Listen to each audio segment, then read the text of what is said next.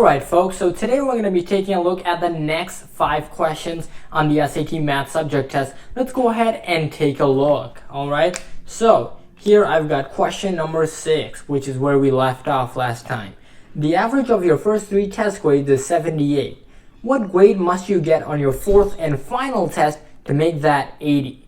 Alright, so this is a basic average question. Now how do we solve it? The average of our first 3 test grades is 78. So let's say our first 3 test grades are A, B, and C.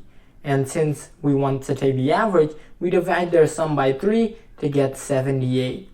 Now, we know that our final average is going to be 80, right? We just don't know what our 4th score is. So let's call our 4th score X, right? That's a common name for a variable in algebra. So we can go ahead and write this as A plus B plus C is equal to 78 times 3. What's 78 times 3? Well, thankfully I've got some markers to do these kinds of calculations. These kind of rudimentary calculations are best done using my marker right here. So 78 times 3 is going to give me 21 plus 2 is 23. So 234 is 78 times 3. Now, what grade must we get in our 4th and final test? Well, we have to get 234 plus some x divided by 4 has to be 80.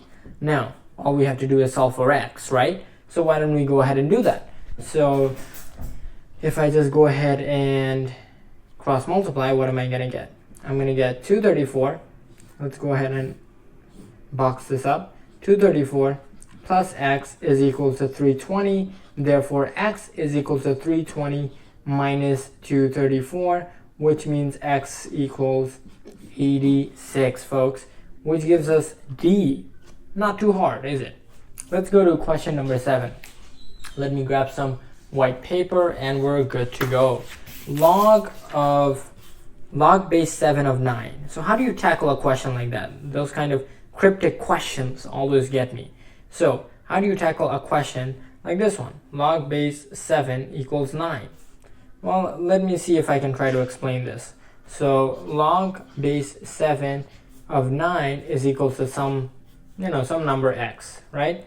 So we have to find what x is. So if we rewrite this in exponential notation, we have 7 to the x equals 9, right? So 7 to the what equals 9? Well, try to think about it. Try to look at your answer choices. Let's look at our answer choices. Is 7 to the 7 even close to 9? No, it's too big. What about 7 to the 1.21? Well, remember that 7 to the 1 is just going to be 7. So we know the answer has to be greater than 1. So A and B automatically disqualify. We're just left with C and D, 1.13 and 1.21. Now, here's where things get a bit tricky and where you might need a calculator. So 7 to the 1.21, if that doesn't make sense to you, that's a fractional exponent right there. And it's something close to 7 to the 5/4, right? Now, if you don't want to go through this hassle, what you could just do is find the 4th root, the 4th quartic root of 7 and then cube it.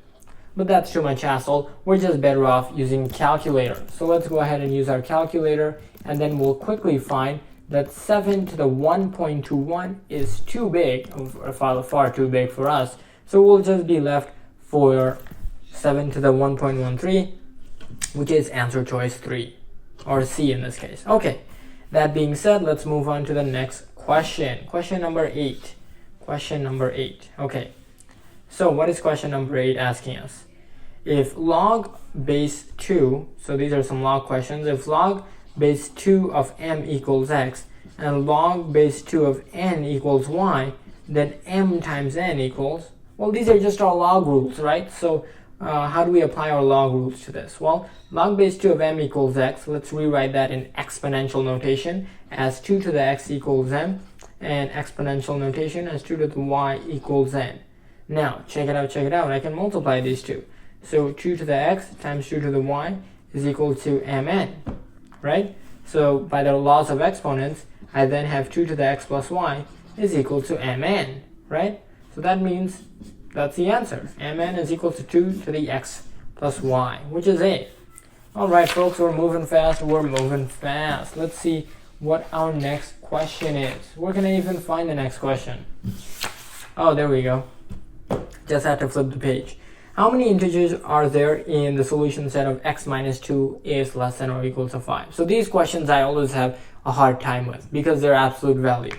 And I'm not too good with them. But let's go ahead and try this out. So there's two possibilities here. Either we have x minus 2 is less than or equal to 5, in which case s has to be less than or equal to 7. Or in the other scenario, we have x minus 2, but this time it's going to be negative, right? So negative x minus 2 is less than or equal to 5. So it's going to become what? Minus x plus 2 is less than or equal to 5. Minus s is less than or equal to 3. And so we're left with x is greater than or equal to 3. And so what's our final inequality? X has to be less than, or rather greater than or equal to 3, but less than or equal to 7. That seems to be our final inequality. Now, which one of these numbers falls in that range? Well, 0 is less than 3, so it doesn't work. 9 doesn't work. 11 doesn't work. So our final answer, which I'll mark in green, is 7, folks. And finally, we're on to question 10 in a record 6 minutes, which is always great. If f of x is equal to the square root of x squared, then f of x can also be expressed as, well, think about it. The square root of x squared, well, isn't that just x? Because my square root and my square are just going to cancel out, right? So that seems pretty easy right there. That seems pretty easy, folks. That seems almost too easy. So let's see. I know definitely that the answer is A. So that right there, folks, is the answer to the first 5, or rather first 10 questions for the SAT Math Subject Test. All right, folks, we'll see you next time. Leave any questions or comments down below. Thanks for watching.